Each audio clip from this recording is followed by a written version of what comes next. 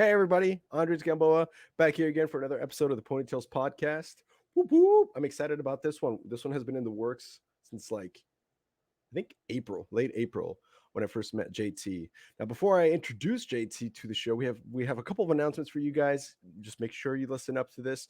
One, sign up for our newsletter. Let's go. If you're hearing this at this point, our newsletter should be out at theponytailspodcast.com. Make sure you guys go and sign up.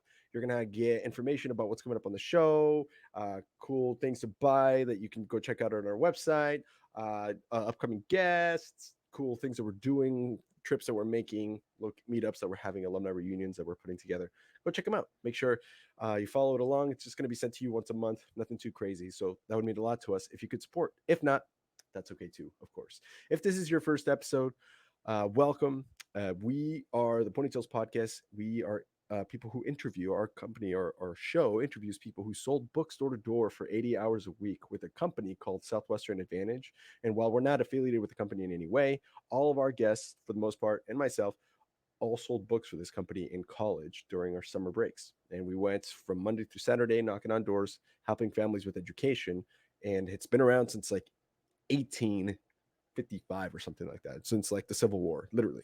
And so we've had guests from all walks of life who come and share their stories and talk about how that experience affected them for the good, the bad, or the great. And it's been a blast so far. We've done over 150 episodes and we're still going strong. We're just barely scratching the surface. So hope you enjoy the stories. Hope you enjoy the stories about what these people are up to now.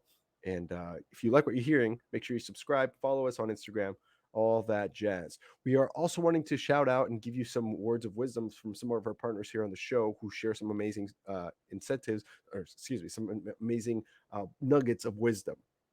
For example, Will Metscher always shared with us about how to be a successful coach, whether you're coaching someone in sales or in a sports team. Here are his 3 tips. Tip number 1, realize coaches are still broken. The question will be is if you can admit that about yourself. You're not perfect and it's okay. Look for help as a coach yourself.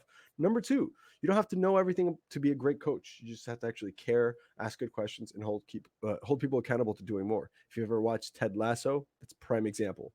And then number 3, your clients or your team, they don't have to be necessarily the most driven people. Maybe they don't want to be the best at something. They just want to have a good work-life balance, or they just want to be successful in other aspects of their life, and you helping them along with that is all that they need. So thanks, Will, for those pieces of wisdom. Also, quick wisdom from Quintin Roberts. He is in life insurance with Cardinal Senior Benefits. It's late insurance. And so here's the thing, guys. With this, he gave us some advice. Is if you're going into the field of life insurance, here's a couple of things he said. One, if you're entering into the game, don't do it for the money as far as trying to figure out your compensation schedules and all that stuff. That's not the important part. The important part is looking for the right culture, the right fit, the overall performance of the group that you're joining. If that is solid, then that's a good place for you to be. Make sure you marry the idea of being part of that company and make sure you look at it for the long term. Great advice from him. And then one more shout out over to Elevate Wellness. These guys are doing the Sizzler Shred. If you just got done selling books, this is particularly pertaining to you. They're doing their second annual Sizzler Shred. So as they're preparing for Sizzler, they're trying to help people look their best and feel their best. And they're doing it in a form of contest because book people, we love contests. And so make sure you guys sign up for this. It's a good way to get yourself in your best shape. Even if you're not going to Sizzler, join. There's prize money to be given out for the person that does the best. And it's just a habit-based thing. So you don't have to even get super strong or feel like you're way too far away to look your best or whatever. It's all about forming the right habits and making sure that you're doing the best thing with your mind. And that's how they measure the criteria for winning. There's a bunch of prizes. Last year, they gave about $4,500 worth of prizes to the top 3 people, and they gave $1,000 away to the service project that they do at Sizzler. And this year, they're looking to double, maybe triple that. So make sure you guys reach out to us to find out how to enter that contest. It's not too late. Make sure you click on the link below or just messages on Instagram or Facebook or LinkedIn or leave a comment. We'll find it, and then we'll get back to you with more information. Now, let me introduce our guest for today.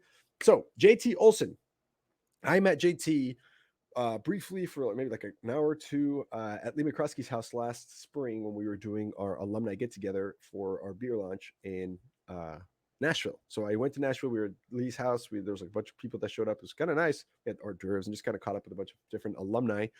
And Lee introduced me to JT, and I was like, oh man, this guy's awesome. So I invited him to be on the show, and we've been trying to find a time that made sense for both of us. And here we are. We've done it. And I'm super excited. So JT sold for 6 summers. He first sold in 1975. and ended his book selling career in 1980. He went on to work for the corporate company later on, but we can get into that a little bit later. He was part of the Base 7 Joe Martin organization, which is that was his first manager. We're going to talk about that too. He had a couple different ones that he went through. He went to the University of Wisconsin, but originally he is from Brookfield, Wisconsin, which is a suburb of Milwaukee. If you want to get a hold of JT, all you got to do is go to bothhands.org. That's BOTHHANDS.org. And there on the screen, you can see JT at bothhands.org. That's actually one of the biggest reasons I want to bring him on the show to talk about this organization that he's working with. And it's amazing what they're doing, but I'll let him tell you all about it. And last but not least, his favorite scroll, which we all want to know, is I will greet this day with love in my heart. So here in a sec, I'll be back on the air with JT Olson, guys. Ponytails Podcast. Here we go.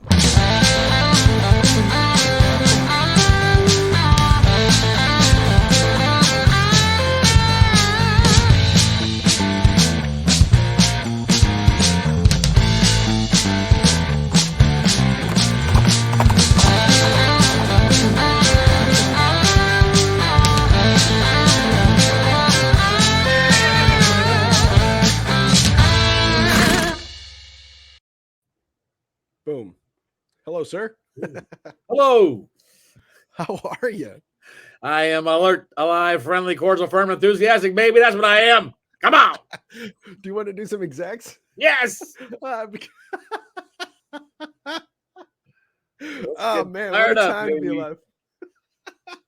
What a time to be alive. What did you like when you first went to like? We'll get more into details later on, but when you first saw the execs, I feel like that's the biggest like thing that you have to let go of, you know what I'm saying, of yourself. The biggest point where you have to lose your cool card and just embrace this culture is when they get you to do execs. You know what I'm talking about?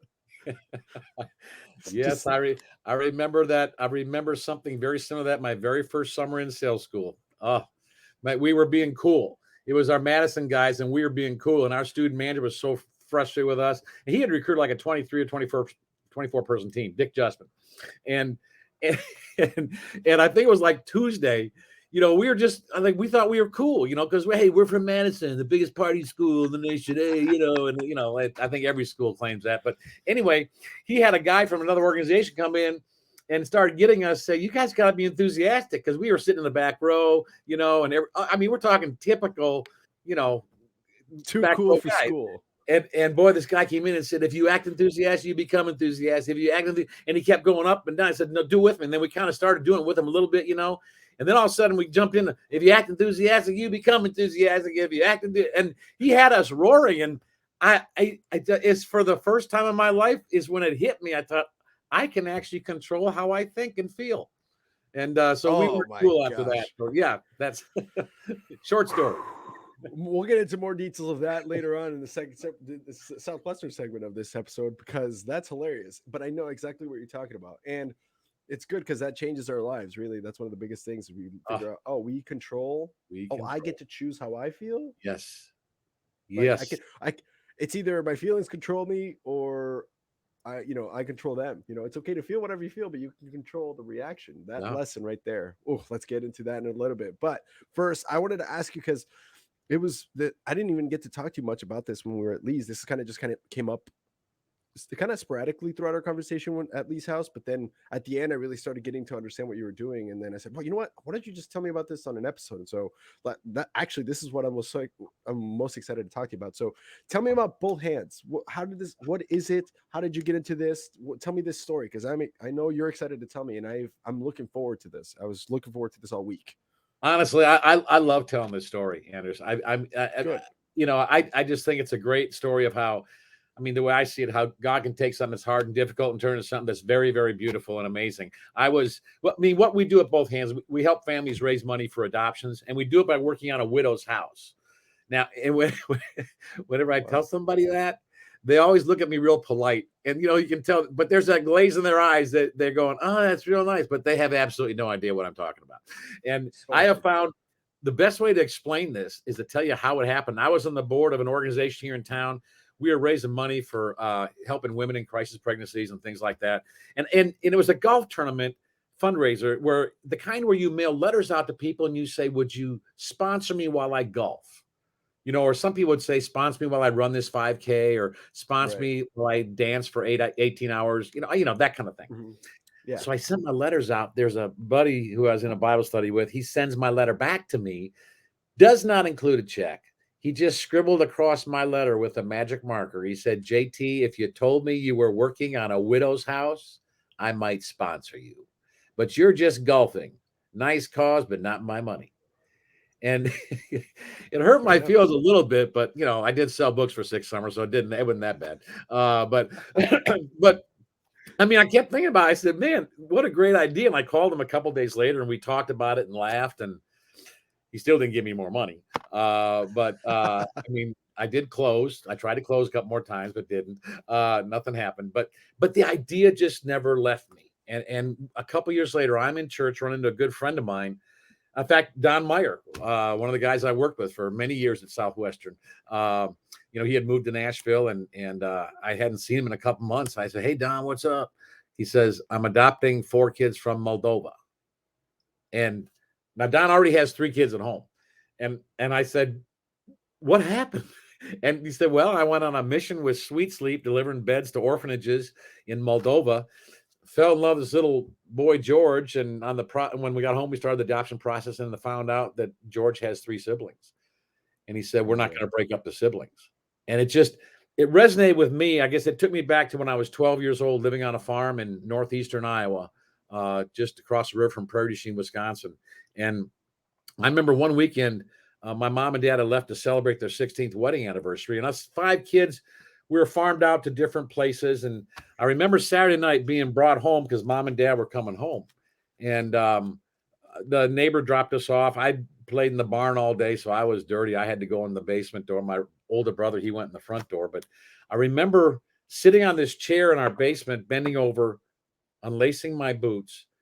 And my brother came down the stairs, and I asked him, I said, are mom and dad home? And he looked at me and he said, mom and dad are dead. And I said, what? He said, mom and dad are dead. They were killed in a car accident an hour ago. And he turned around and walked upstairs. I mean, he was a zombie. He had just hurt himself as he walked through the front door. And I remember that moment. I remember hitting the floor and crying and wailing like any 12-year-old would cry, and thinking, what's going to happen to us now? Who's going to take care of us? The things that go through your mind, I guess, when you find out you don't have parents, and just like all the things that keep you tethered in life, they're kind of snipped. And it's the most unbelievable feeling in the world. And thinking, are we going to get broken up? Who's going to take care of us? What's going to happen now? I mean, I know what it's like to be an orphan, and I know it's like to have that feeling, but I also know what it's like to be rescued, because 3 months before this accident, my mom and dad and my aunt and uncle, they changed their wills that if anything would happen to one of them, the other couple would take them. Well, my aunt and uncle lived in Brookfield, Wisconsin, a very, very nice suburb of Milwaukee. They were 33 years old. They already had 3 kids of their own, and they took all 5 of us in. I mean, I know what it's like to have someone come up and say, we got you. It's going to be okay. It's going to be okay. Wow. And so back when Don tells me we're not going to break up the siblings, I mean, I'm the just right guy to say that to, because I'm not going to sit there and say, oh, are you sure? You better be careful. I mean, I'm sitting there. I remember cheering him on, thinking, honestly, what the thought that went through my head was, here's a man who's trusting God in a way that I envy. I want to have that kind of faith. And I looked at Don, and by then we had adopted, our 5th child's adopted. We had adopted by then. I said, Don, how much is this going to run? He said, I don't know. They're telling us 70 or 80,000. And I said, any idea how you're going to pay for that? He said, no. And I said, I think I got an idea. And so that was the first plan. Don and I, got to remember, we worked together for like 10 years at Southwestern. And he was one of the main drivers, along with a bunch of other very, very good people that in the late 80s, early 90s, that's what made Madison, Wisconsin #1 school in the nation for 3 years in a row. Don helped build that organization. And so we'd worked together before, and we were actually a pretty good team. So I said, Don, I got this idea. Don, we recruit about 14, 15 guys around Nashville. Most of them are old Southwestern guys, Right. Craig Soder and Robert Scott. Man. Jeff, I mean, just a bunch of stars around here. Sean Lewis, Studs. just studs. And so we found a widow in Nashville who needed help, and we got all the supplies donated for it. We didn't spend any money on supplies because everyone we went and talked to about supplies, they said, "Yeah, dude, what do you need? Whatever you need, we'll help. This is Donate awesome." it. Yeah, whatever you need. Yeah, amazing. And we all sent letters out. And then the day of the project, I think about 35 people showed up. It was an amazing day. I'll never forget it as long as I live. Miss Lucille, the widow, was so moved. And when it was all over, by the time all the money had come in several months later, it kind of came in. We'd raised a little over 70,000. Perfect. My goodness. And I couldn't believe it. God's grace or God's will or divine intervention. That's it right there. Well, I shouldn't have been surprised. There we were serving widows and orphans, and it was be blessed, but it was just amazing. And about 6 months later, another 6 months later, another Southwestern alumni, Bill Kersey, and his wife, they were going to adopt, and they need to raise money. He said, "I heard what you did with Don. Would you help me?" And so we did another project. I think they need to raise about 13,000. We raised about 12,000, but it was an awesome project. And I was amazed because one of the things we did in that project was put on a roof. And this is I guess, what really put the seed in my heart about really serving and things like that. But I remember sitting on that roof and looking at this lady's yard. 54 people showed up that day. We had transformed the front of her house. We transformed the back of her house, and we put a new roof on. And I looked out at the street and I counted 19 cars. And I thought, what a testament to the rest of the neighborhood, about this is how you take care of a widow, because she'd lost her husband 7 months earlier in a car accident. She had a 4th grader and an 8th grader. I mean, this woman was hurting. My God. But we were blessing her, and she was just going around crying all day long. She couldn't believe it. But it took me back to, I remember about a month after the accident on the farm, took me back to when I was 12. I got off the bus one day. It was about a month after, and my aunt and uncle took my 2 little sisters, who were 3 and 5, right away. So my 3 brothers, we were 7th, 8th, and 9th grade. We stayed on the farm to live with my dad's sister, who was a widow. She moved to the house to take care of us. And my dad had a brother who lived with us. So, it was a brother and sister, Uncle Clifford and Aunt Agnes taking care of us. But I think they didn't want to move us 3 kids out of the farm situation into a Brentwood type, Brookfield type situation with that adjustment of losing your parents too. But so we finished the school year out. But it was about a month after April, beautiful day. We got off the bus, and our bus stop's about a half mile from the house. It's on a hill. You can see a lot of our farm. And I remember getting off the bus, and there in our fields were all our neighbors with their tractors and their plows and their planters, and they were planting our crops. I mean, I remember them. I remember these Bob Grana, Leland Meyer, Ed Cooper, Bert Juvick, Doc Weimiller, Johnny Wolf, Jack Melcher. I mean, these are my dad's buddies taking care of their buddies' kids, making sure the crops got planted. And I mean, I know it's like to have your feet washed. I know it's like to have someone serve you in a way that you can't, there's no way you can repay them. And the people who are serving you don't want you to repay them. They're just giving their life away. And I saw that firsthand. And it was at the end of that second project, I got off that roof, and it was hitting me. My wife and I went out to dinner that night, and I said, "Honey, I think I'm supposed to do this." And she said, "Well," and she was a stay-at-home homeschooling mom. We have 5 kids. And she said, "Have you thought about health insurance? What about like a salary, something to come in every month, And I said, "Yeah, what would you think about going to work outside the home?" And eventually, within a couple months, she was working at Belmont University, an entry-level position.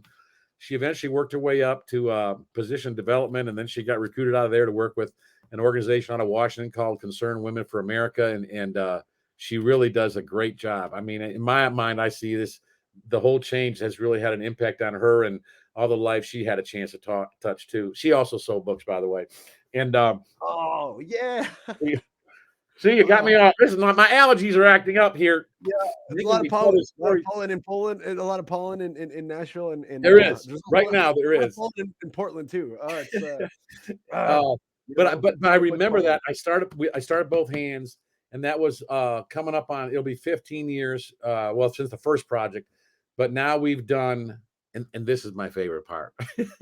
We've done 1,180 projects in 45 states, That's and wild. we've raised $15.8 million for families to use for adoptions or organizations to use for orphan care projects. 1,429 kids are no longer orphans, and Oh, 1,347 widows have been served. And that's, I mean, and then here's the kicker of that 15 unbelievable. point, huh? Unbelievable. That's amazing. Yeah, that's why I love telling this story. I mean, it's amazing. It's how God can take something that's really painful and hard, but eventually He's going to turn to something that's beautiful. It's like, you know, when I was 52 is when I started this, and it was, for me, it was like God was saying, JT, everything you've done to this point, this is all training for this. The things you learned at Southwestern, the tragedy, the trauma, the whatever you've gone through to heal, and all this other stuff, it's all just to tee it up. Just tee it up now, man, because this is going to be fun. And I'm 66 now, and I'm still having so much fun doing this because, I mean, how would you not have fun? But of the 15.8 million we've raised, I should say this, 100% of that money goes to the cause. We don't take anything out for operations. And I know that makes us a little bit different, but honestly, my goal was to make this the most irresistible nonprofit in America. We serve widows and orphans, and we don't take any money out of the money we help those organizations raise. We do raise our money on the side. We have a big project every year that we do to raise funds. We don't have a concert or a banquet or anything, but we got some great friends who love us every month, and some great friends at Christmas time. So it's just an amazing story. So that's why that's fun to tell that story. Wow. That's Hold on. what I Let me do. digest all of this. That is great. That is like amazing. First of all, okay. Let me share this first. Well, I'm gonna put this on the screen so people can kind of, if someone's watching, and if you're watching or Oh, listening on Spotify, you yeah, can there look it this. is. I pulled up, here's bothhands.org. And if you guys are curious, just go to bothhands.org on your phones or your mobile devices or on your computer, wherever you're listening right now. You can check this out. There's a project. You can start a project there. It explains how it works for adoption, for a group project, for orphan care. And then right here, you have some of these amazing images of Yeah, families. those are families and widows. 1,000 families, over 1,000 families across 45 states. And then you can go check out the projects. You guys have a blog. Yeah, Wow. yeah, that's some of our current projects.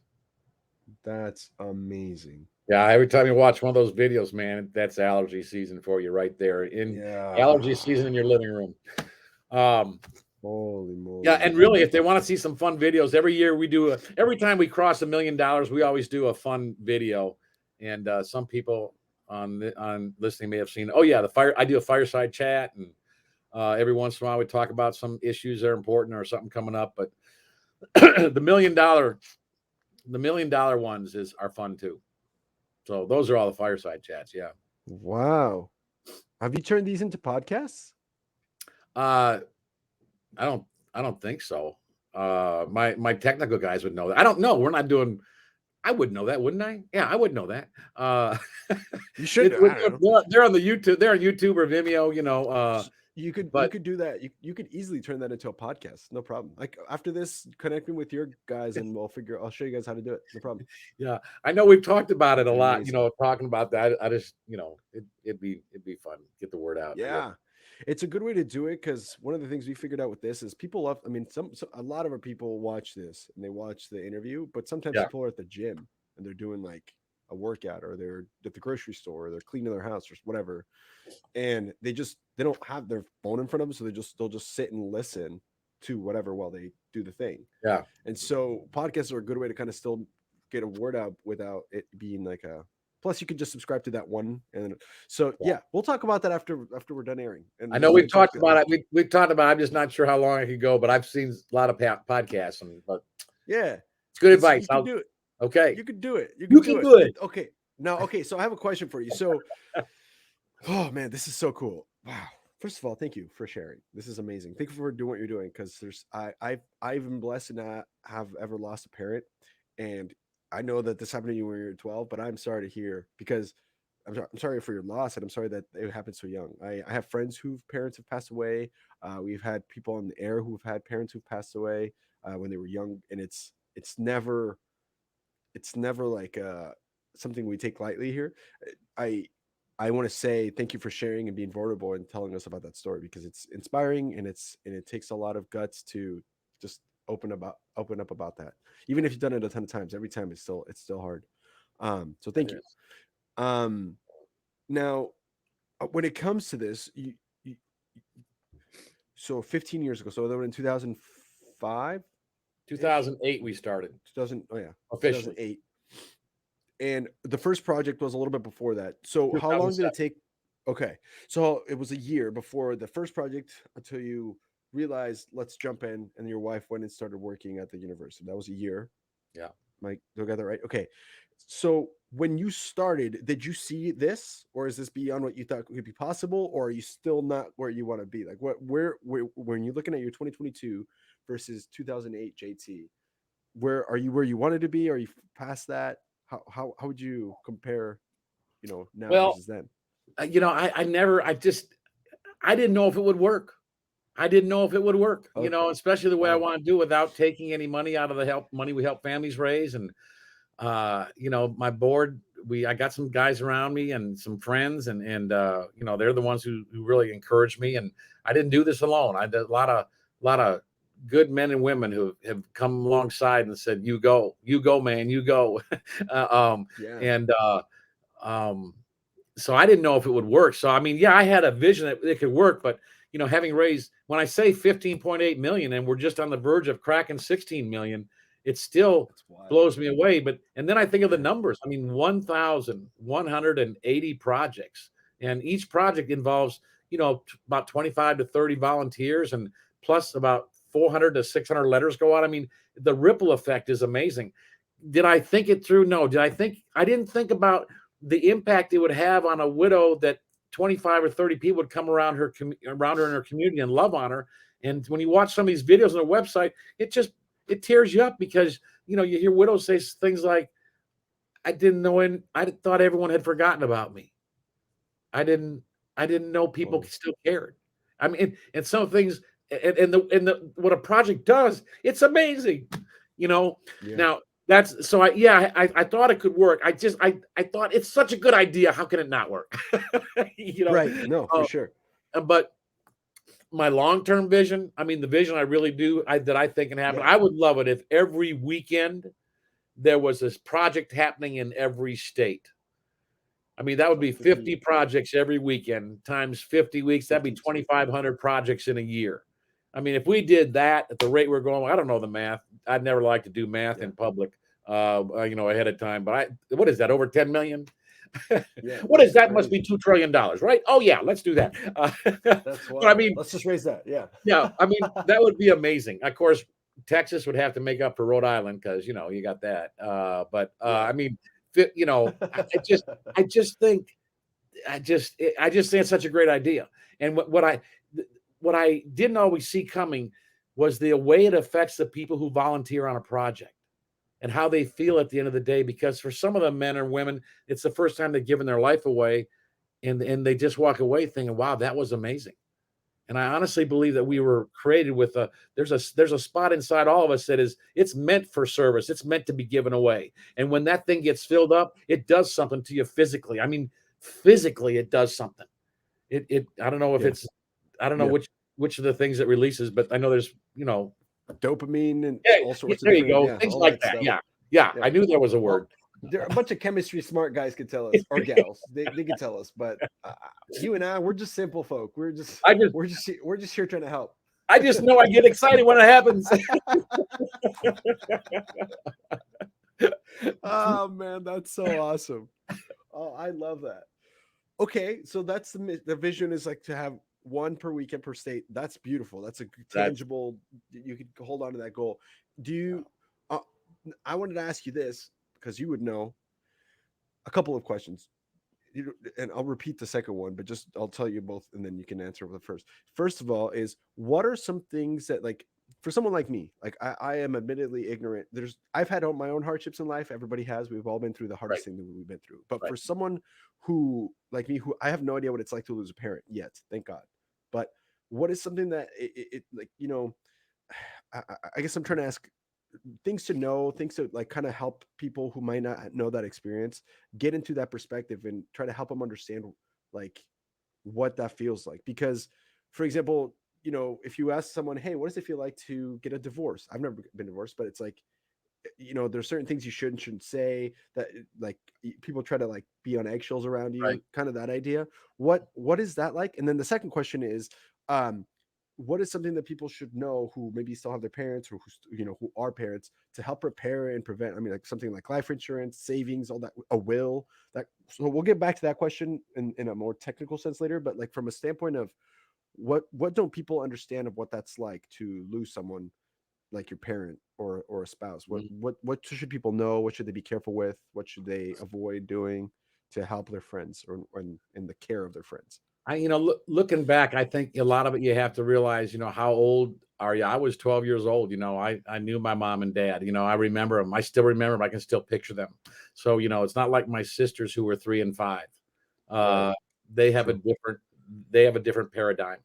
Um, but I remember them, and I remember we still own the farm in Iowa. We go back every year. Sometimes I go back twice a year. So throughout the last 40, 50 years, what is it? No, 15, 16, the last 50 years, we've gone back to the farm, and um, my brother's still part of the community. So I knew and interacted with people who knew my mom and dad. So it was sometimes good to hear the stories. So, but I think from my perspective, uh, I think sometimes a reassuring word. I just know that uh, people around me that reminded me that there is a God, and we can't control these things. It's not like, oh yeah, this was meant for this is supposed to this is supposed to happen. Those kind of things I think are hard.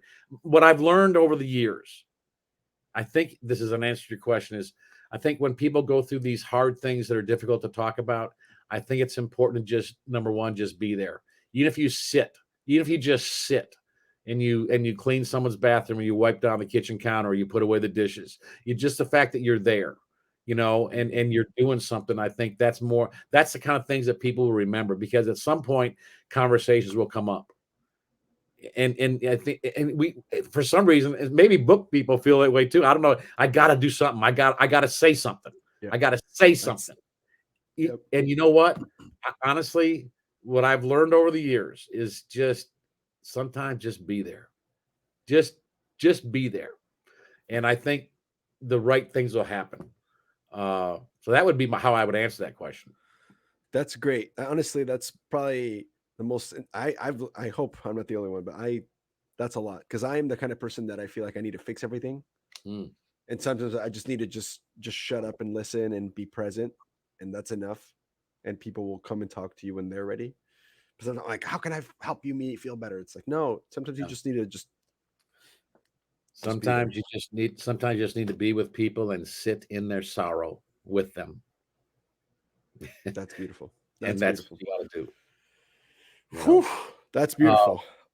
And then, okay, wow, thank you. what a ponytails broadcast we got going, huh? Come No, on. God, 34 minutes in, and this is great. This is such a fun way to get to know you. Thank you so much for sharing and for being open. Um, yeah, the second question, you've seen 1,180 families that you've witnessed have had a loss who were not, or it sounds like we're not the most prepared to handle this, not emotionally, but from the other standpoint of like the financial side, the logistical side of things. What can people do to help themselves? I guess and I'm asking this from a standpoint of like I was in life insurance for 5 years, and we often talk to young families, right? And luckily, I never had to go give a claims check, Yeah. but I often saw people on like sites like GoFundMe who are like, hey, we're looking to try to raise money for funeral costs, or we're trying to Right. find a way to, right, like that kind of stuff. That's like, man, if you only had like a will, like you said, 3 months before, your family had set up all these wills, and that was probably huge looking back, right? What are Yeah. some things that people should know, be aware of, not take for granted, not overlook, to avoid major catastrophe when I, I, everything's going to I end? think, I think making sure you line up, if you're a parent, who would take your kids. I think that's Oh I think that's kind of a no-brainer, but probably a lot of people don't do it. no. And you mentioned two of them already. I just think life insurance and a will or a trust. I think a trust is less taxes, but I don't Yeah. quote me. I don't know. But Yeah. I do know, but don't say, Yeah. I'm We're not a not, lawyer. we have to say we're not financial or law Right. or law Exactly. experts, but Right. yes, Um, but in uh, general experience. so, but no, I think that's what you named. And I think honestly, what I've observed, and now, I'm 66 now, so there's a few things I've learned just growing older as you go through life and people you see. But what I've noticed is that people who handle those things, they go through them, they spend their life pouring into other people's lives. They're part of a community, they're good neighbors, they're connected at church, they're connected somewhere. They don't do life alone. I think if you're doing life alone, just your family, you don't know your neighbors, you don't know anything, you don't get out much. I think when tragedy strikes, I think there's a there's a huge vacuum, and usually when there's a vacuum, yeah, it's not great things happen. you know Yeah. uh Yeah. we feel it was something else. uh Right. so you can't prepare for that, but I just think it's I think that's what I'm saying is I think go through life giving your life away. Go through life being a good neighbor. Go through life loving your neighbor. And I think when tragedy happens, man, the people around, they will care for your loved ones. I think it's going to happen because I know we've been part of that. When Yeah. it's people we've had here that have lost loved ones and some dear friends, and you know, Yeah. So good community, so into other people's lives, yeah, it'll read yeah, back towards you yeah, sometimes. Not for that purpose, but just for the idea that yeah. we're all in it together. Exactly. Yeah, you're not doing it because of that. I'm just saying it's how do you live your life? And again, it all goes back to Southwest. I mean, I think a lot of it goes back to Southwestern. Right. Uh, you know, Right. you know, Sure. you just it's Absolutely. how do you live your life? You Yeah. know, Yeah, absolutely. On that note, and on the same topic, so my brother, when uh when I was like really invested in the insurance stuff, we also did like uh Legal Shield. And this is not a, we had also Alistair Edwards here on the show, so we talked about this. He does Legal Shield, and one of the things that you can do through Legal Shield, I'm not saying that this is what people should do, but my brother, I got him an account with Legal Shield, and he forgot he had it. And Legal Shield, what they do is you can pay like a monthly fee, and then you have a lawyer on retainer if needed, yeah, for like because sometimes you can't afford one. Sometimes it's just like you can't, right? And anyway, so this is interesting that this is all coming up right now because about 2 months ago, not even, probably like 4 weeks ago, my brother calls me and he goes, "Hey, what's your social? What's your?" I'm like, "What the heck? Why?" He goes, "Because we're doing our will." And now my brother is 25 and young, so he's young, but he is good at taking advice from people who know better. And I told him a long time ago, I was like, "Dude, you got to get a will. You got to make sure you get your life insurance aligned." He got life insurance through me, and he called me. He's like, "Hey, I need to make sure," because he's now going to have his second child. And so ah, it hit him. He remembered that I had told him. He goes, "I just remember you told me. I remember I had this lawyer thing. We're setting up the will right now, and here's what I'm leaving you in case of our death." And he said, "I just want the child." That's what I ah, said. And he goes, "No, yeah, for sure. But like, here's the other stuff." And I go, "Oh, okay." And so it's people don't think it happens. It happens, and people don't like to talk about it because in the United States, unfortunately, talking about death is hard for people. I come from a country where people died all the time, openly, like we explosions and murder and death everywhere, right? And so it wasn't weird to we got good or for good or bad, we got adjusted or desensitized to death at yeah, least. And so it's easy to talk about, right? It's hard to think about, but it's easy to talk about because it's like, hey, you can die.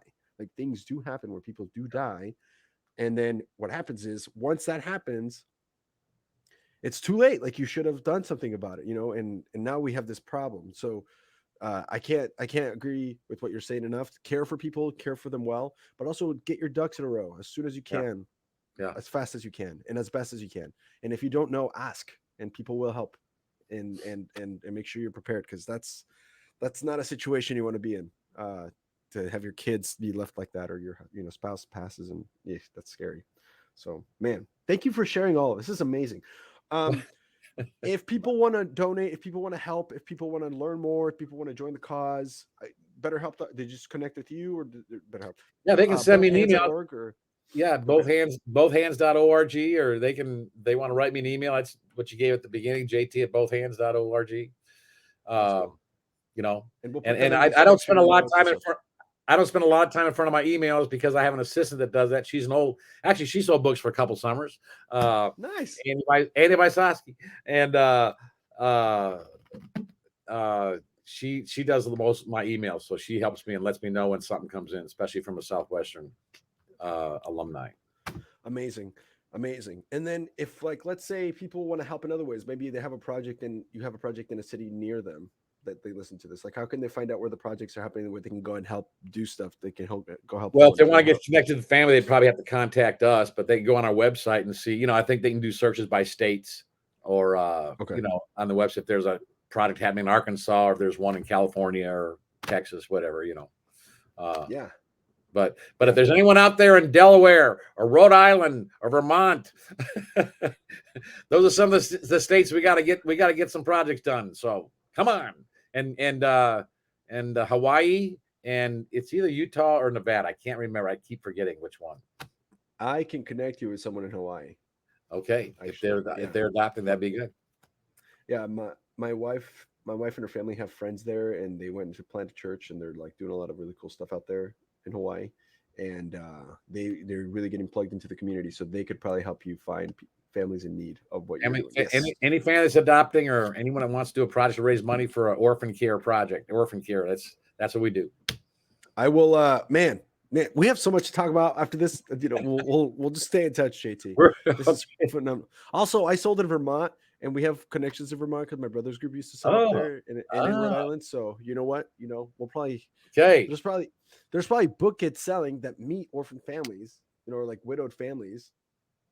Because I remember selling books that I didn't, like, literally knock on a house, and like dad had just passed, or mom just passed, or something like that. Oh yeah. So I bet you we can use the network to help. Let's do this. If you're listening in and you know how to help, reach out to us, reach out to JT. Oh man, this is awesome. I'm so glad that we're doing this. And by the way, I personally coach every family that does a project. I personally coach them on it. So that's one of my major roles is I help families. Here's how you build a team. And I had some experience with that from Southwestern. A couple, one or two experiences from that. Actually, you ready to roll into some Southwestern stuff? Sure. Oh my gosh, how can we top this? Might as well just end it here. This has been an amazing episode. Just joking, but wow, what an amazing thing. A quick shout out to our friend Greta Huerta. She is crushing it. Her advice for you guys, speaking of this, is getting an emergency fund set up. So after you go get your life insurance and your, like, all that will stuff figured out, get your emergency fund set up. Her advice: 20 to 30,000, but really it's anywhere between 3 to 6 months of income. Get that set up. You never know when tragedy can strike. So thank you, Greta, for that advice. And then last but not least, quick word from Pat Roach with Southwestern Real Estate. He was just in Wisconsin, actually. His daughter was selling books, and he went to go help her deliver. And Pat is an awesome dude. He's so great. We asked him about how to be a better realtor. If you're in the real estate business, how can you be a good realtor? There's two things that make you stand out. Two things that can remind. One, you can build a successful brokerage, or just be a standout agent. Build a network is important for you, but professionalism is important for your clients. Know your stuff, have integrity, be reliable, and do well at your job. Be a student of the game so you can help your clients best. That's his advice as a realtor if you're going into real estate. And if you want to work with Pat, let us know. We can reach out to him. You can get a one-on-one interview with him if you sold books specifically. Good times. They're crushing it right now. So on that note, thank you, Pat. Now, all right, JT, let's do this. So we're going to wind the clocks back to 1975. Oh, and go, how the heck did you hear about this slang in the first place? How I did this work for you? I I remember very clearly how it happened. Who doesn't remember? Honestly, we all do. It's been a constant 152 episodes. Someone's been like, I don't know. They've all been like, oh boy. No, my roommate came in, and it was probably 10:30, 11 o'clock at night. It was late because I was sleeping. It was a weekday, and I was in the dorm room there in at Madison, and he came in and said, "Hey, wake up! I got a job. I'm going to be selling books." I said, "Oh, John, get out of here. I'm sleeping." And he said, "No, wake up! You got to hear about this." I said, "No, tell me tomorrow." And the next day, he told me about this job selling books. He can make $2,500, or for the summertime. And this is back when I think tuition at Madison was, I think it was $275 or $325 a semester. And, so Like 2000 was, dollars. yeah, Dollars. Not 2000. 275,000, which is kind of like what it's today. No, yeah. Just I mean, like 24, dollars. yeah, 2,400 was the average, I think. And that's what it was that year. But anyway, he told me about it the next day. I said, "No, you're crazy. I'm going to go back work in Milwaukee at the donut factory." And he finally got me to go to a meeting. That's when when I met Dick, and he told me about it. And I looked at this thing, and I saw the books, and I said, "Okay, those are good books. I can see that. I can see why they'd be good to have in a home." And went back, told Uncle Ralph. I think it was at Easter, and he was. He just looked at it and said, "Gee whiz." The first thing he says, "You only got to sell 2 or 3 a day, and you'll make this much." He said, "Oh, I'd do it." Now, my uncle and I probably didn't get along real well in high school, so he was probably thinking, "How am I going to get this guy so he's not here for the summer?" Uh, and then uh, and we, then we, literally we, knock yeah, on the door. yeah, we've had many laughs about that, over the years. But no, he said, he said, "Go for it." And I went, and he got signed my letter of credit, had somebody else, and that's how I heard about it. I went to an interview, and I never pictured myself as a salesperson. Never aspired to be one. But I thought, okay, I can do this. And I had to pay for college myself. So money was figuring out a way to earn money was important. That's huge. And so then you go off to sales school. Were you like Lee, where you hitchhiked? You're like, No, we were on a big team. Like I said, my student manager recruited a big team, and we all piled into different people had cars, but I think there was probably 3 or 4 of us to a car. We drove from Madison down to Nashville, and then we drove from Nashville out to Southern California. I knocked on doors in LA County my first summer.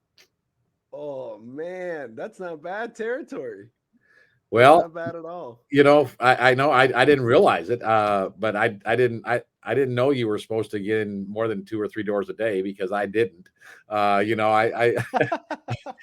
got real good at getting right into the books right away. Once I wouldn't get in, but yeah, it was a great place to cut your teeth. A kid who grew up on a farm and then spent the last 4 years of high school in a very wealthy neighborhood. I mean, that's a diversity. That's a very diverse upbringing, and it was just really good. It was just an awesome summer. I made a lot of mistakes, but still was able to make some money. Wow. Did you ever have a time during that first summer where, if you can, I don't know how vivid for me, my memories, I don't think I'll ever forget these, but did you ever have a time where you were like, oh man, I can't do this anymore. I'm going home. I quit. Or was it just a pretty flat out solid ride? No, you know what? I don't think I never seriously considered quitting, because for me it was not an option. Oh, It fair. it You wasn't had an to pay for option. school. And that's why I used to tell my students when I was a salesman, I said, if it's an option, it makes an option. But if it's not an option, it's not an option.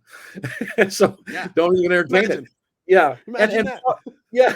Well, and part of it, I didn't realize this till later after I was, years as a sales manager. But, having gone through what I went through, as a 7th grader, Right. going through the tragedy of that kind of change, and dealing with changing schools to that kind of just the different things.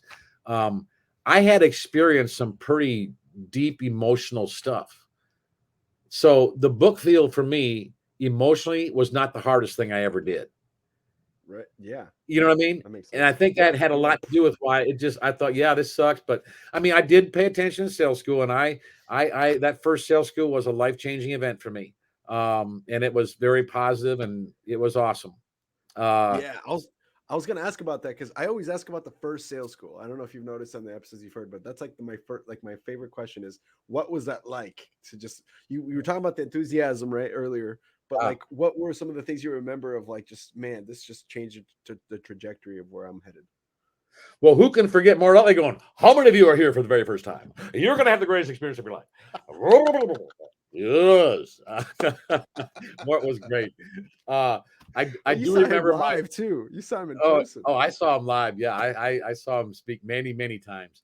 But I remember Wow. some things that were just, it was like a work habit of this is what you do, your schedule. But even just some of the things that I heard, I remember hearing one thing in sales school that first summer that I bought hook, line, and sinker. And that was the philosophy. If you help enough other people get what they want out of life, you will get what you need out of life, what you want out of life. If you serve enough people, I mean, and all of a sudden, I just went from being a salesperson to serving and making sure people saw the books. Now, clearly, I had to have a belief in my product, which I did, and that was Yeah. important. And but yeah, that first sales school was just awesome. And then Alan Clements giving his talk, and that he would always give on Wednesday, I think it was, Mhm. about you can do something someday. When are you going to do something? And up to that point in time, you have to realize uh, Oh, oh no. We may have lost connection really quick. 1 second. I don't know if you can still hear me, JT.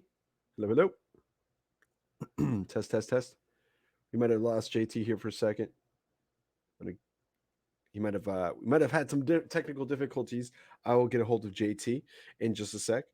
Um, but in the meantime, a couple of announcements. Actually, this is important. This is a good time to take a quick pause and let's see here. Yep, make some announcements. Um, Number one, be sure to look out for us if we're going to be coming into your city. Our plan right now is to start touring at some point, and either the beginning of next year, to do some more alumni reunions slash beer launches. And so we're looking forward to being able to come out. So we're looking at Denver, Chicago, obviously Nashville again. There's a lot of alumni in Texas. So if you want more information on that, again, make sure you guys sign up for the cult, the ponytailspodcast.com. It's a good opportunity to do so.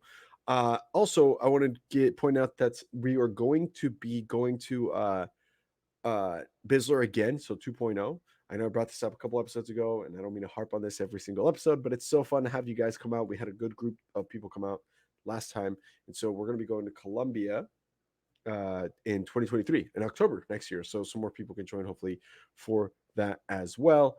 And then oh, yeah, I have a bunch of announcements actually. This is kind of convenient a little bit. Um, oh yeah, next up. Thank you guys for the people that have supported and left us a review on Apple Podcasts specifically. This is really helpful for us if you guys could do so. If you're listening right now on Apple Podcasts and you want to take this quick time, this quick break, please do so. Go to, it's kind of confusing how to do it, but you got to go search the Ponytails Podcast on Apple Podcasts. It'll bring you up to our page on the app, and then you got to scroll down. It's kind of hard to find, but you scroll down, you see the our rating, you see all the stars, you see other people's reviews, and you can type in the stars and then type a review out. That would be great. Huge help for us if you guys could do so. Helps really a lot with the algorithm being able to be discovered, and it helps us out a ton to be able to grow the show that way. And then a couple of things, heads up on a couple of guests that are coming up next for you guys after JT. One, Nathan Turborg is going to be with us next. Amanda Q will be with us as well. We'll be sharing about her new product line that's coming out. She's designed and launched her own high quality, high end swimsuit line, and she is crushing it right now with that. So looking forward to that. Brian Slipka is up after that, and then a little bit after is going to be our season closer with Ron Alford. So we're looking forward to that. We already recorded that episode. That'll be coming up to close out the season 6 segment of our show. and that'll be dropping. Let's see if I get the dates right. That'll be dropping, I think, on the September 29th. So that's exciting for that. That it's going to be an awesome show. Then we're going to take a break, a couple weeks there, and then we'll be back for the season 7 premiere with Robin Mukherjee. Guys, Firestone on that episode. It's going to be crazy, crazy fun. That episode we've also already recorded, and it was wild. So make sure you guys come and check that out for sure. And now JT's back, so we're going to bring him back on the screen and continue where we left off. How's it going? Did your computer die? I have no idea what happened, but I was hoping the city of Portland was okay. You know, you know, it depends on who you ask at what point in time of the day. But I'm okay. I'm sorry. I think we lost. No, you're good. This happens. We plan for this. We have specific announcements that we have just in case something happens. How do we fill up the? So you're good. You're good. You're good. I think we were carrying on from the sales school, and your experiences of like the things that you remembered. If you're someday you're going to do something someday. When are you going to do something? And yes, we were talking about some of the major like memories of that first sales school that kind of really rocked your world and set you in this course of awesomeness. It did. So it fired me up. So I mean, I think that ahead of steam, and you know, the fact I didn't feel great success. I mean, I wasn't a top salesperson or even a Century Club salesperson my first summer, you know. And there was like 7,600 students selling that year. So those were the days. Yeah. I mean, so it's not like I was a stellar performer, but you know, I did all right. I made some money, and you know, what's interesting though is when I went back the second summer, and this is for all those who just sold for one summer. When you come back, you got to figure it out. But all of a sudden, I'm sitting there figuring it out, and I heard Mort give his speech. And when he was done, I thought, okay, that didn't feel the same way as it did last year. Okay, where is it? Where is it? Where's the spark? Yeah, where's the spark? Fire me up, Mort. Come on, hit me with it. Come on. It's not my job. Come on. So that's what happens. That's a life lesson I remember, thinking, oh gosh, this is where it becomes intrinsic. I mean, truly intrinsic. Oh, and I know I was telling you when we left, I guess the sales school was so important to me because my junior, senior year in high school, and my first year in college, they probably weren't the best well-spent years. I was not headed down the right road. And as far as grades and just I was partying a lot. And and Southwestern, I guess part of it, what reason I was with them for so long was Southwestern was what I did, the event, the company that the people that really helped put my life on a track that was a little more meaningful. Well, a lot more meaningful, life changing. And I guess that's why I just felt, man, this is worthwhile. So when I went back for another summer to bring students with me, there was some deep conviction about why this is a good summer job. Yeah, absolutely. And you know, it's interesting because we've had so many different people on the show, people who were off schedule, people who were the number one first year, people who were the number one. We had Amy Brock Devine. She was the number one of all time. Like, like we've had all sorts of different producers, top producers, DSMs, non-DSMs, corporate, which we'll get into that, right? And everybody's experience is a little different. The parts where they're the same is how they reacted to the experiences. Like everybody, we had Tim Potts who sold in 1968, and he was telling us about like the first store and the jitters of the first store. We all had that, all of us. No matter if you sold last year, if you sold the first year, right? But the also on the other hand, everybody needed the experience that they needed, right? And what I mean by that is just yesterday we were talking to Jessica Olas, and she was talking about how some people need, I don't know if it was her or somebody, at some point we were talking about, hey, some people can't do it. Some people can't do 80 hours for the whole 12 weeks. And they need to take a second to just kind of reconvene, realize that this is what's challenging them, figure out internally what's going on, figure out how to motivate themselves. And so to them, success is just being able to go to the next door. Forget selling a ton of books. Yeah. For them, it was just having the courage and the will to maneuver your brain to let you do the things that you wanted to do. Like it's you versus you, and just even winning that battle, or at least not losing that battle. Right. Some people crushed it and they had I sold 7 million units and then 7.5 million and then 35 million units. And you're like, wow. And that's an experience that they needed. Great for them. But it's just interesting to see that it was so different. You said, I was in the top first year. That's fine. But it still changed your life in the way that it needed to. And it's so cool to hear that. And I'm just reflecting on that. It's good to hear, it's good to hear. That's amazing. Do you remember your first store? Yeah, I remember my first door. Yeah. Yeah. Well, everyone's first door. Hopefully, the first door no one was home. Did you? Everyone pick a door that they looked like no one was home. I mean, that's what I did. Okay. I mean, I would hope everyone's first door is that one. But come on, use your head. I just want to ease into this thing. Dip my toe. Yeah, and then I went across the street, and as I walked up, I saw a window shade, a shade going, and I knocked on this door, and the lady wouldn't come to the door, but then she was right. She opened up a shade and started talking to me through her window, not through the screen, but through the window. And I said, yeah, and then I'm not even sure if she spoke.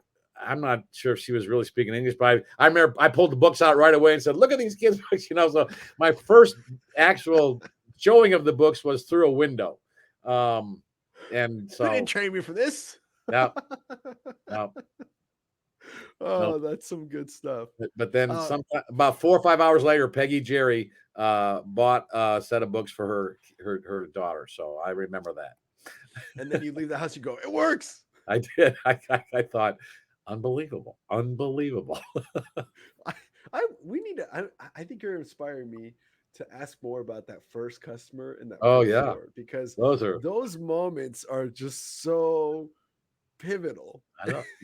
Yeah. It's just so wild. You remember her name? Oh, Peggy Jerry. Yeah. Oh my gosh. It's so fun. You leave that house and you go, did I just I did that. Yeah.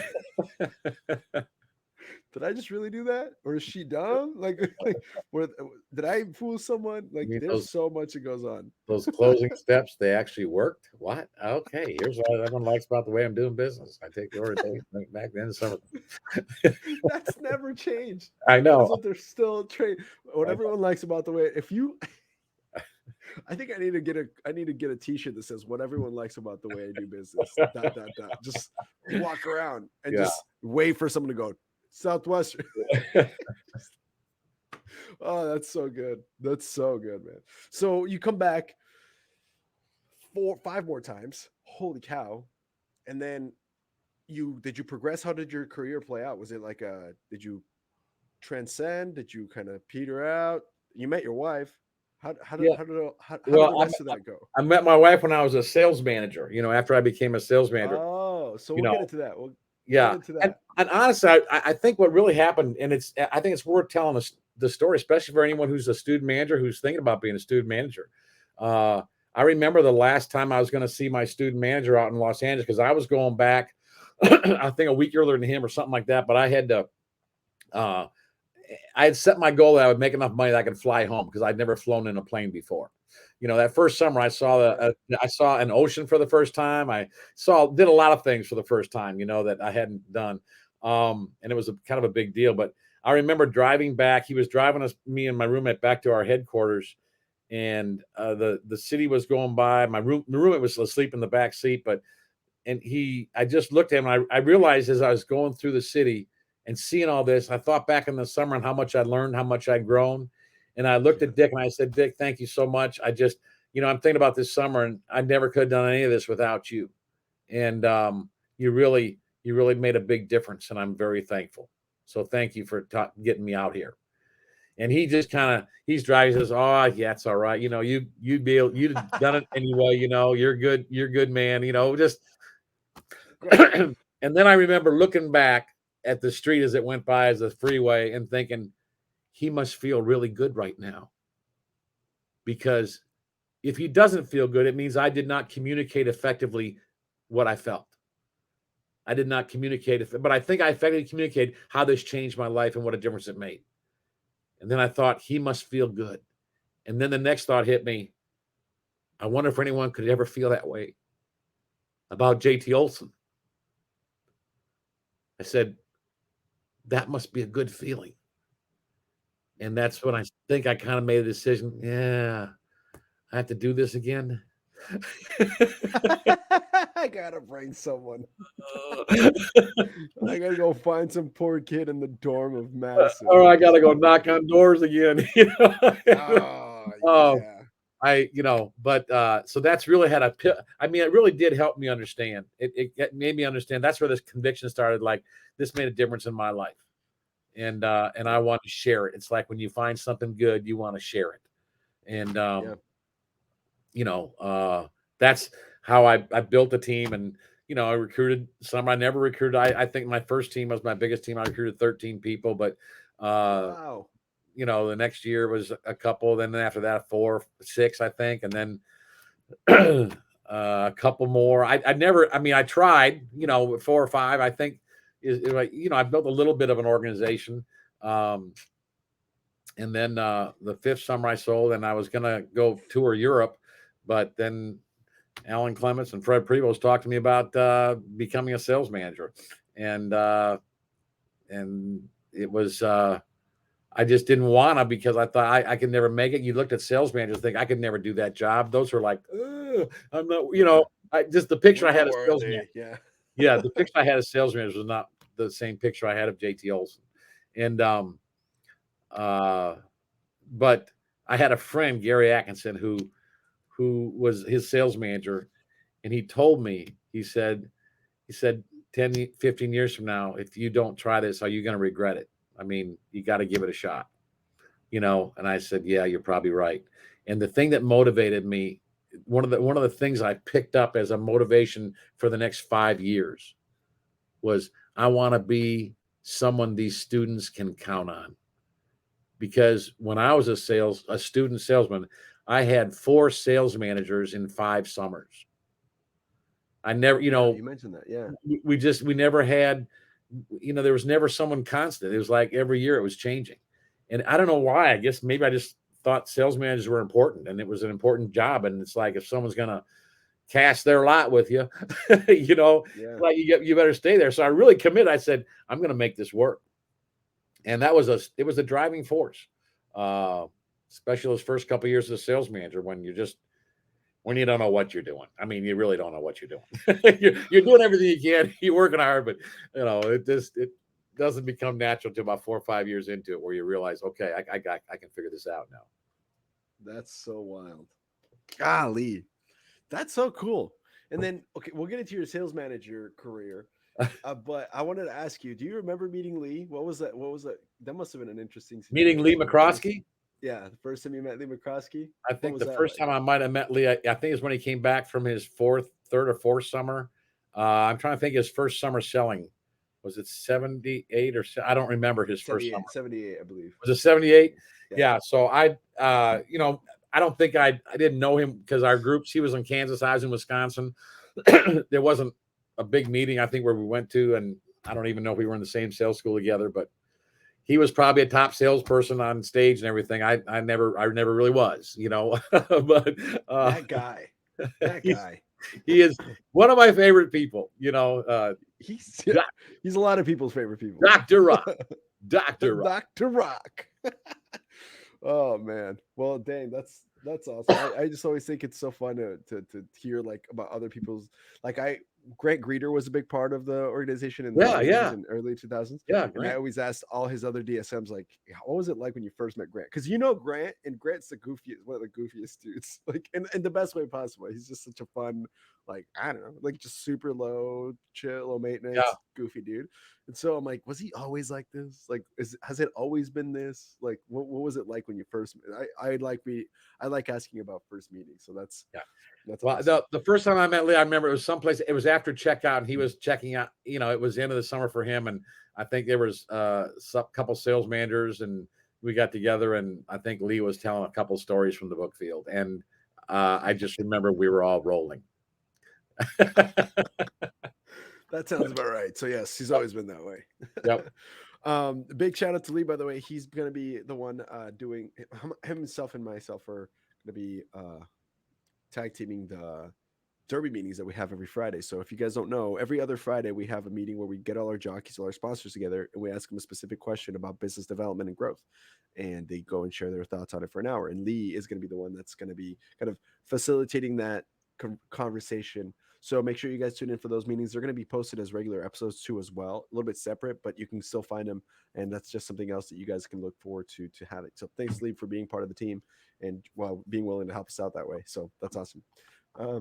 JT. All right. So let me go. So now we're switching hats and we go from student manager perspective or sales student perspective. And now you go into corporate and things changed a little bit. What was that trajectory like? How long were you in? I don't know. I feel like I should know this, but how long were you in the company? It was a while after that, right? It was altogether, it was 23 years altogether. So and a little bit of time. A little bit of time. enough time to know, where different rooms were in the building. But no, I sold officially as a student for 5 years, and then my first year as a sales manager, I went out and sold. That's why, I say I sold for 6 summers because, well, I did. Right. And but that first year was a sales manager. So there was 18 years as a sales manager in there. So that was, and I think it was my second year, 80, 81, 82. My third year as a sales manager is when probably the most dynamic student I've ever worked with in my organization walked into the interview room or the hotel room there at Howard Johnson's in Madison, Wisconsin. And there was 10 people in that interview. And there was only, and I had one of my field managers running it. And it was one of those situations where your field manager really wasn't doing a great job. And you're just sitting back there and you're kind of going, oh, no. but this is not good. I got to demo the books. That's usually a good thing is I can always get the crowd in there. Okay, I'll demo the books and see what happens here, But only one person signed up out of those 10 people. But that was a girl named Sarah Maddox. And she ended up being a pretty important part of the organization. Of all the students, the 4,000 students I worked with, she was number one. I married her a couple years later. And that checks out. So, man, you're good at showing books. Golly. How did that lady at the window not buy the first time? Yeah, the story is she didn't like me when she saw it because she thought he should leave that guy who's running this meeting alone. He should, I know, and he's some slick guy there. And so she when she tells the story, she says, I didn't know if I liked him or hated him. It was, I just didn't. So we got to get an episode with you and Sarah. Just have her share her side of the story. That'd be fun. You, Lee, and Sarah. That'd be fun. And Deb, for Deb, because Deb's awesome. Man, that's so funny. So you met your wife. Things started happening. What were the biggest differences, or maybe some things that you learned as a leader? Because I feel like that's a whole different ball game. Is being able to lead an organization of people to go do well. I guess, was there any major lessons that you took from that experience that you still carry with you? Oh my word. Yeah. I mean, just or your favorite 4? I here's one thing I do know, and this isn't a principle, but just, I think all of us who worked at Southwestern, you hear it from the stage from sales managers or people who come in and speak. They say, what you're learning now is going to be invaluable. What you're learning now is going to put you years ahead of your competition. What you're learning now, you hear all that as a student. Right. And you think it and you realize it, but part of you is going, yeah, they're just pitching me. Right. Like they're supposed to say that. Yeah, they're supposed to say that. But one of the things I have observed is that it is amazing how much the training at Southwestern is. I mean, it's second to none. I mean, it's the best sales training there is. People who hear about it and they get a little dose of it in their own company. They go, oh my gosh, where'd this, what happened here? When my wife was looking at different things, or I can't remember what it was. Oh, I know. Sometimes she gets calls from recruiters and someone said, well, why'd you call me? She said, I saw on your resume it said you work for Southwestern. Anybody who works for Southwestern, we want to talk to. I mean, and you hear that. I mean, you hear that a lot. As a sales manager, people would come to me and I'd hear a lot, probably more than our students. But I think just one of the things that it's just the training and the sales training, the experience itself, it literally puts you, light years ahead of competition. I don't know if you want to call it the competition, but of your peers. years. Right. But I think one of the, I shudder to, I feel really bad. I think about my first 2-3 years as a sales manager, and just, I guess it's natural, but I just think, boy, I feel so sorry for the guys I managed, because I was just learning, and I probably made so many mistakes. Oh my gosh. And not that I didn't make mistakes later on, but as you get older, you get better at it, you learn.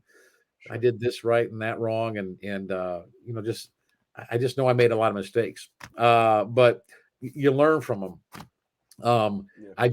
The things that I keep thinking about is recognition, the cheapest form of motivation. If you're going to lead a That's good. team, whenever you have an opportunity to recognize somebody, and really truly, and I mean sincerely, truly, you know, share their strong points and strengths with the people who are around you.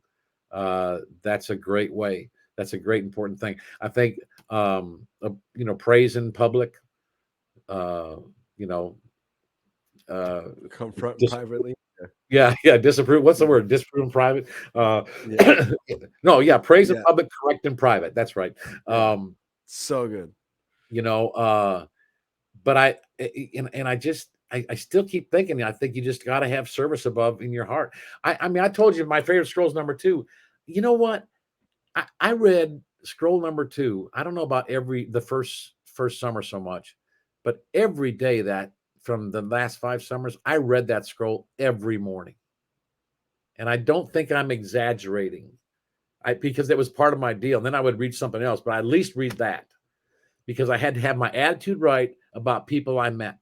And I think you take that as a sales manager.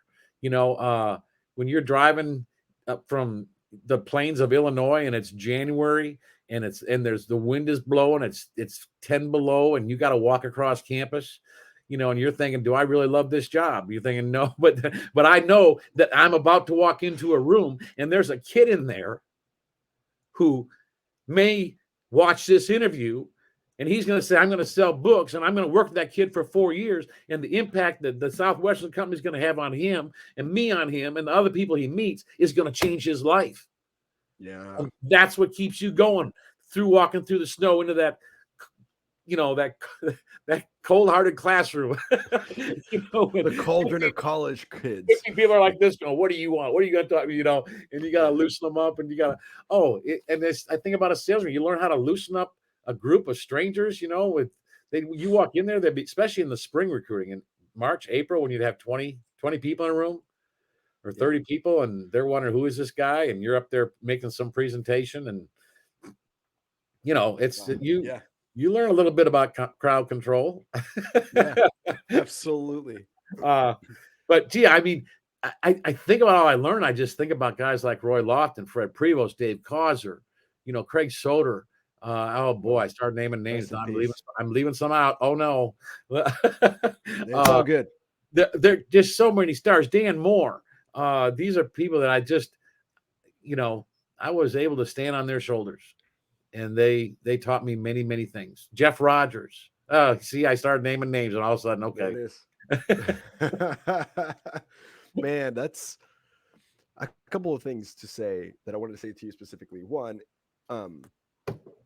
it's remarkable how the experience, like I said earlier, does not change. I remember walking through the cold in Nebraska as well, just to get to that next interview. You're like, oh, I got to do it for this kid. That does not change. The info session, and the kids are like, they got their cool cards because they want to just go to their dorms and do nothing.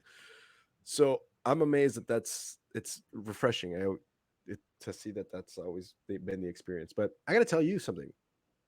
You impacted a ton of people, and I'm coming from a standpoint of the experience where I've talked to at least 100.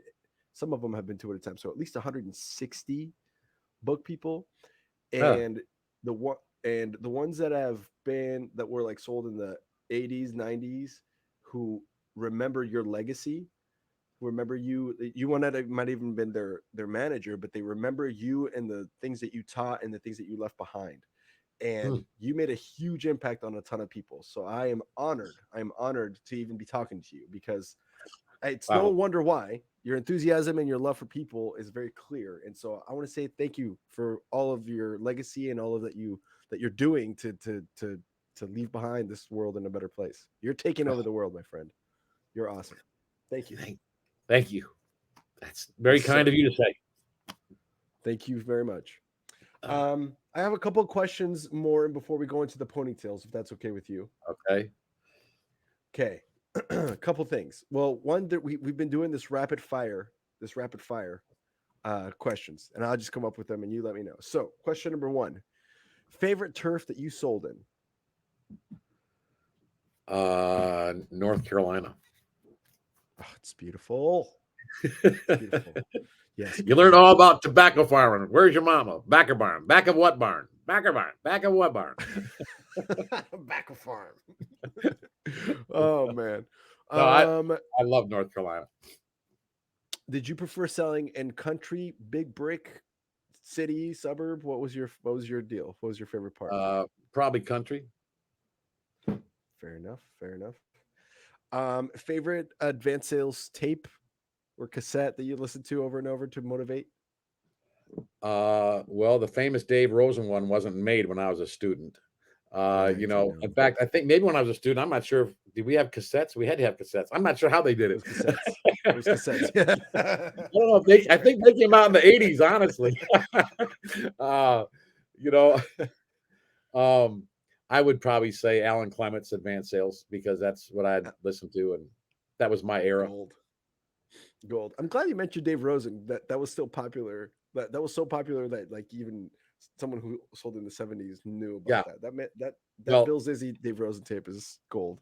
yeah, that was. I remember the year that Bill and Dave went at it, and you know, it was exciting to watch. And you know, Dave Rosen's a good man. He did a lot. He's very effective man. Yeah. Very, very awesome episode with him. And then the last question is, what makes a person, so let's take two people who have equal skill, equal backgrounds, right? Same attributes relatively. What makes one better at sales than another? What are the like the fundamentals or like the intangibles that like really make you stand out despite talent or skill? Man, I think two things come to mind, and one is your schedule. Yep. Sorry, That's beautiful. I was a sales manager for too long. Awesome. I just gotta say it's 30 demos, man. You know, you can make a lot of mistakes, and if you do 30 demos, you're still going to survive.